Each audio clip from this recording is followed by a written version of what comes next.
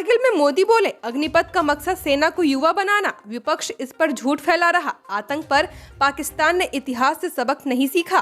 कारगिल विजय दिवस की 25वीं वर्षगांठ पर शुक्रवार को प्रधानमंत्री मोदी ने लद्दाख में 1999 की जंग के नायकों को श्रद्धांजलि दी। वे कारगिल वॉर मेमोरियल भी गए। करीब 20 मिनट के संबोधन में पीएम मोदी ने पाकिस्तान, आतंकवाद, जम्मू कश्मीर, लद्दाख, अग्निपथ योजना और विपक्ष पर बात की। झारखंड विधानसभा मानसून सत्र, सदन की कार्यवाही सोमवार सुबह 11 बजे तक स्थगित। झारखंड विधानसभा का मानसून सत्र आज का पहला दिन है। सदन की कार्यवाही 11:10 पर शुरू हुई। स्पीकर रविंद्रनाथ महतो ने सत्र संचालन के लिए सभापति की घोषणा की। कार्यमंत्रणा समिति का गठन किया है। पिछले सत्र और इस सत्र के बीच जितने भी राजनीतिज्ञों और विभिन्न क्षेत्र की हस्तियों के निधन पर शोक व्यक्त पेश किया गया। शोक प्रस्ताव के बाद स्पीकर ने सदन की कार्यवाही सोमवार सुबह 11 बजे के लिए स्थगित कर दी है। बता दें कि सदन में ATR एक्शन टेकन रिपोर्ट भी पेश किया गया। कावड़ रूट पर नाम लिखने की रोक जारी रहेगी। योगी सरकार ने सुप्रीम कोर्ट में कहा था, खाने में लहसुन प्याज से झगड़े हो रहे थे। यूपी में कावड़ रूट पर नाम लिखने के मामले पर सुप्रीम कोर्ट की अंतरिम रोक जारी रहेगी। कोर्ट ने शुक्रवार को यूपी सरकार के जवाब दाखिल करने के बाद ये आदेश दिया है। सुप्रीम कोर्ट ने उत्तराखंड और मध्य प्रदेश सरकार को भी अपना जवाब दाखिल करने के लिए कहा। यूपी सरकार ने कोर्ट में दाखिल अपने जवाब में कहा है कि कावड़ यात्रा के दौरान खाने पीने के सामान से भ्रम होता है, खासकर प्याज लहसुन के इस्तेमाल को लेकर झगड़ा होता था। झारखंड विधानसभा मानसून सत्र, सदन के बाहर धरने पर बैठे लंबोदर, सहारा जमाकर्ताओं की राशि का भुगतान करने की मांग। झारखंड विधानसभा का मानसून सत्र आज का पहला दिन था। सत्र शुरू होने से पहले गोमिया विधायक लंबोदर महतो विधानसभा के बाहर धरने पर बैठे। उन्होंने झारखंड राज्य के सहारा में निवेश करने वाले राज्य के जमाकर्ताओं के अरबों रुपए की जमा राशि का अविलंब भुगतान करने की मांग की है। झारखंड विधानसभा मानसून सत्र, सदन की कार्यवाही सोमवार सुबह 11 बजे तक स्थगित। केरल हाईकोर्ट बोला, धर्म परिवर्तन सर्टिफिकेट में नाम बदलना जरूरी, व्यक्ति को एक धर्म से नहीं बांध सकते, यह संवैधानिक गारंटी है। केरल हाईकोर्ट ने गुरुवार को धर्म परिवर्तन से जुड़े एक मामले में सुनवाई की है। इसमें कहा, एजुकेशन सर्टिफिकेट में जाति या धर्म परिवर्तन की मांग को इसलिए नहीं ठुकराया जाना चाहिए क्योंकि इसके लिए कोई कानूनी प्रावधान नहीं है। जस्टिस VG अरुण ने कहा कि धर्म परिवर्तन के बाद संस्थानों को सर्टिफिकेट में आवश्यक सुधार करने होंगे।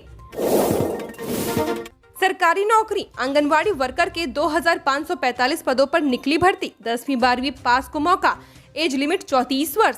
Department of women and child development Odisha की ओर से आंगनवाड़ी वर्कर और आंगनवाड़ी हेल्पर के पदों पर भर्ती निकली है। उम्मीदवार ऑफिशियल वेबसाइट पर जाकर फॉर्म भर सकते हैं।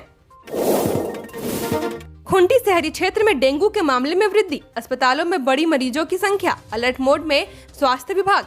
खूंटी में तापमान में अचानक उतार चढ़ाव से जिले के अस्पतालों में वायरल फीवर, गले में इन्फेक्शन, सर्दी, खांसी, बदन दर्द के साथ डेंगू के मरीजों की संख्या में लगातार बढ़ोतरी हो रही है और मरीज अस्पताल पहुंच रहे हैं। यही नहीं, प्राइवेट क्लिनिकों में भी मरीजों की भीड़ नजर आ रही है। बढ़ते मामलों को देखते हुए सदर अस्पताल में डेंगू जांच की रफ्तार तेज कर दी गई है। स्वास्थ्य विभाग पूरी तरह अलर्ट मोड पर है और अस्पताल में इलाज एवं दवाइयों की पूरी व्यवस्था की जा रही है। महाराष्ट्र में आफत की बारिश, मुंबई में फिर मुसीबत बनेगा मौसम, पुणे का हाल बेहाल, कहीं सड़कें तो कहीं डूबे घर। महाराष्ट्र के कई शहरों में लगातार बारिश का कहर जारी है। मुंबई, पुणे, रायगढ़ समेत कई अन्य जगहों पर हालात बद से बदतर हो गए हैं। लगातार बारिश के कारण सड़कों, रेलवे पटरियों और लोगों के घरों में पानी भर गया है। राज्य की राजधानी की सार्वजनिक परिवहन सेवाएं प्रभावित हो गई हैं। लोकल ट्रेनें देरी से चल रही हैं। वहीं कई उड़ानों को रद्द कर दिया गया है। भारी बारिश से लोगों को परेशानियों का सामना करना पड़ रहा है। 16 दल आएंगे साथ, झारखंड में विधानसभा चुनाव से पहले तीसरा मोर्चा।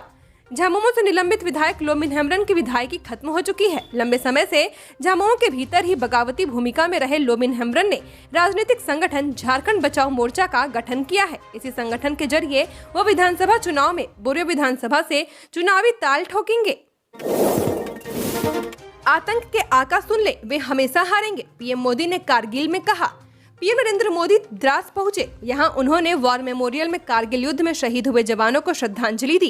कारगिल विजय दिवस की 25वीं वर्षगांठ आज मनाई जा रही है। पीएम मोदी कारगिल युद्ध के दौरान प्राणों की आहुति देने वाले शहीद वीरों को याद किया। वे ऑनलाइन सिंकुनला सुरंग परियोजना का पहला विस्फोट करते हुए नजर आए। इसके बाद उन्होंने अपने संबोधन में कहा कि आज लद्दाख की यह महान धरती आज कारगिल युद्ध के 25 साल पूरे होने की साक्षी बन रही है। झारखंड में 10 कंपनियां करेंगी 13,000 करोड़ का निवेश, 20,000 को रोजगार।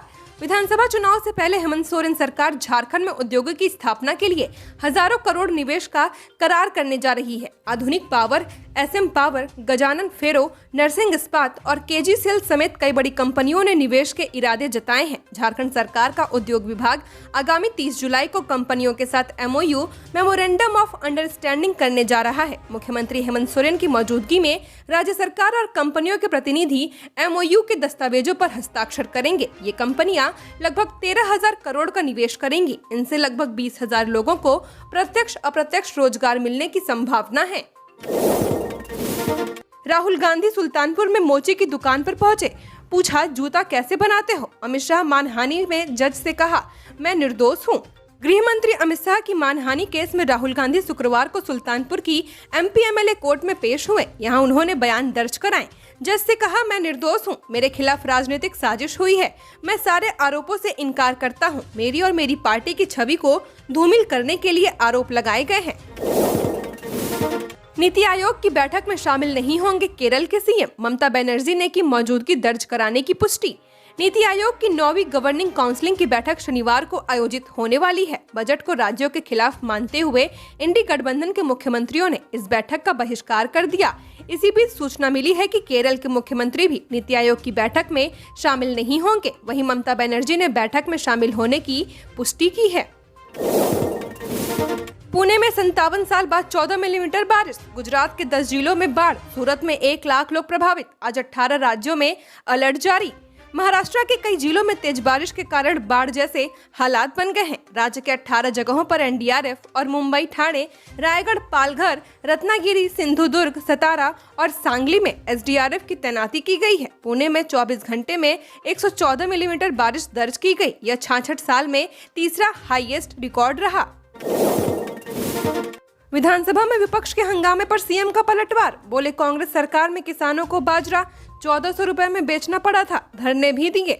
विधानसभा में बाजरा खरीद को लेकर कांग्रेस के हंगामे पर मुख्यमंत्री भजनलाल शर्मा ने पलटवार किया है। उन्होंने कहा कि कांग्रेस सरकार में किसानों को धरने देने पड़े थे, बाजरा भी 1400 रुपए में बेचना पड़ा था। सवाल पूछा गया कि बाजरे की कितनी खरीद हुई है? हमारी सरकार बनने के बाद तो पहली बार तो फसल अब आएगी। अमरनाथ यात्रा के लिए श्रीनगर से भक्तों का एक और जत्था रवाना। अनंतनाग में लंगर का आयोजन। जम्मू कश्मीर के श्रीनगर से अमरनाथ यात्रा के लिए तीर्थयात्रियों का एक और जत्था शुक्रवार 26 जुलाई को रवाना हुआ। कड़ी सुरक्षा के बीच पंथा चौक बेस कैंप से यात्री अमरनाथ गुफा मंदिर में बाबा बर्फानी के दर्शन के लिए निकले। उधर अनंतनाग के पहलगाम बेस कैंप में अमरनाथ यात्रियों के लिए लंगर का आयोजन किया गया है। इस मौके पर लोग नाचते गाते और अलग अलग तरह के व्यंजनों का लुत्फ उठाते नजर आए। बीजेपी नेता प्रभात झा का निधन। गुरुग्राम के अस्पताल में ली अंतिम सांस। पत्नी से इच्छा जताई थी अंत्योष्टि जन्मस्थली पर हो। बीजेपी के सीनियर लीडर और पूर्व मध्य प्रदेश अध्यक्ष प्रभात झा का निधन हो गया है। गुरुग्राम के मेदांता अस्पताल में आज सुबह 5 बजे उन्होंने अंतिम सांस ली है। 67 वर्षीय झा लंबे समय से बीमार चल रहे थे। उनके बेटे अयत्न ने कहा कि अंतिम संस्कार शनिवार दोपहर 3 बजे बिहार के सीतामढ़ी जिले के कोरियाही गाँव में होगा।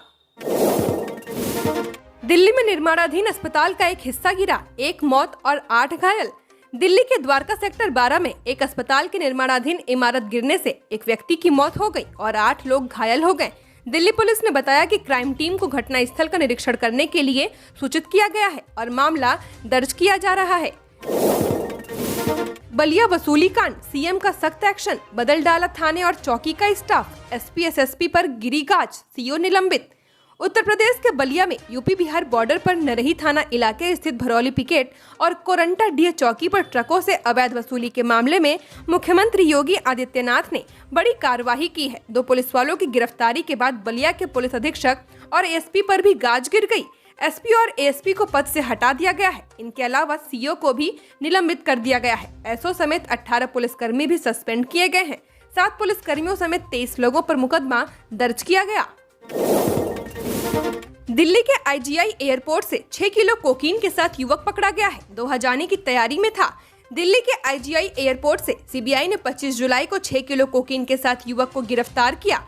युवक भारतीय मूल का जर्मन नागरिक है। उसका नाम अशोक कुमार है। तलाशी के दौरान उसके पास से 6 किलो कोकीन बरामद किया गया है। अशोक दोहा से नई दिल्ली जा रहा था। सीबीआई मामले में आगे की कार्रवाई कर रही है। झारखंड की और खबरों के लिए बने रहिए हमारे साथ। हमारे चैनल न्यूज झारखंड पर चैनल को सब्सक्राइब करें, साथ बेल आइकन को प्रेस करें।